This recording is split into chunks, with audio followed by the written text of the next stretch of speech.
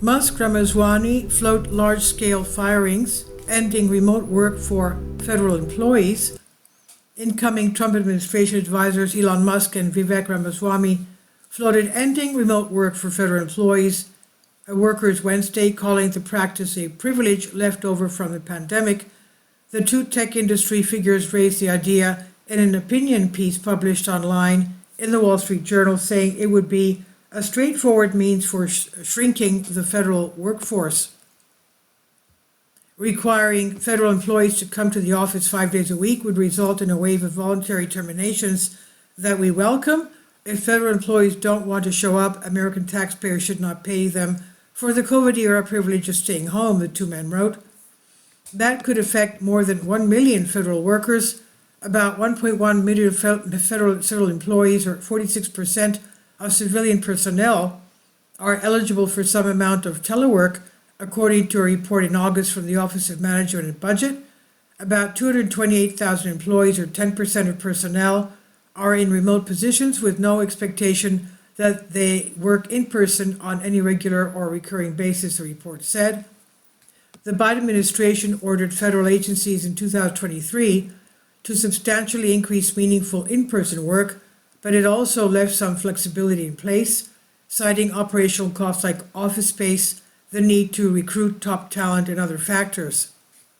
Musk and Ramaswamy are co-heads of what President-elect Donald Trump has called a Department of Government Efficiency, or DOGE for short.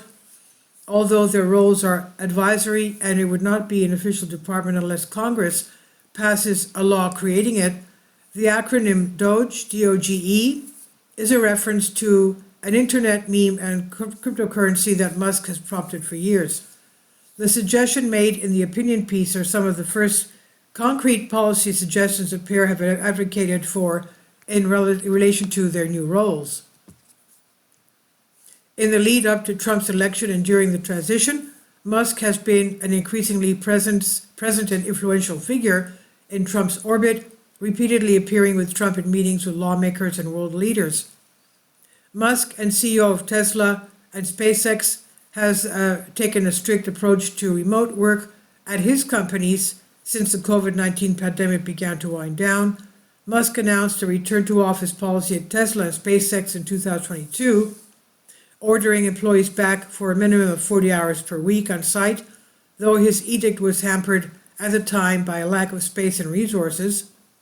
The future of remote work for office-based employees is hotly debated. While some companies such as Amazon have joined Tesla and SpaceX in calling workers back, other companies are using remote work as a recruiting and retention tool that appears to have some staying power. Some unionized federal workers have criticized Musk and Ramaswamy, saying they don't know what they're doing. It's clear that Musk and Ramaswamy simply do not understand how the federal workforce is staffed or operated, said Randy Irwin, national president of the National Federation of Federal Employees. Irwin said the two tech figures make absurd claims about government waste and bash dedicated federal employees.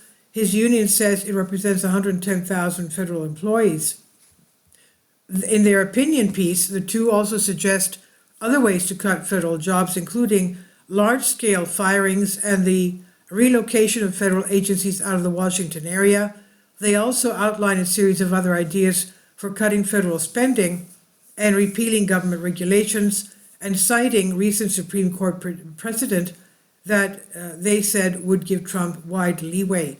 This is from NBC News on DNYUZ. Please leave your comments, and thank you for your support. Finally, support my Patreon account.